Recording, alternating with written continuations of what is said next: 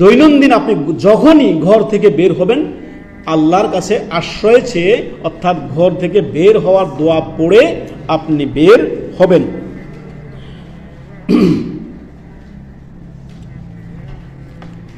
বাড়ি থেকে বের হওয়ার যে দোয়াটি রয়েছে, আপনি যদি আপনার দৈনন্দিন যখনই বাড়ি থেকে বের হন তখনই আপনি দোয়াটি যদি পাঠ করে পড়ে বের হন, তাহলে সমস্ত সৃষ্টির যে অনিষ্ট রয়েছে আল্লাহর কাছে আপনি আশ্রয় চাইলেন যে বিসমিল্লাহ, হে আল্লাহ, আল্লাহর নামে আপনি শুরু করলেন তাওয়াক্কালতু আলাল্লাহ, হে আল্লাহ আপনার উপরে ভরসা করে আমি বাড়ি থেকে বের হলাম, আপনার নামে আমি আপনার উপরে তাওয়াক্কুল করে আমি বাড়ি থেকে বের হলাম।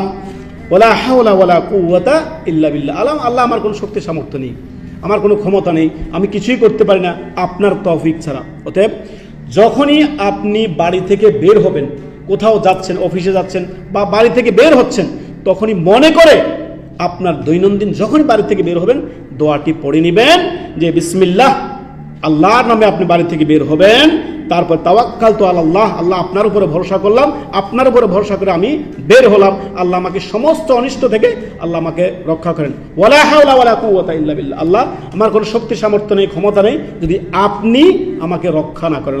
দৈনন্দিন পড়বেন, নিজের সন্তানদেরকে শিখাবেন, নিজেও পড়বেন এবং কি দৈনন্দিন আমলে অভ্যস্ত হবেন। বারাকাল্লাহু ফিক।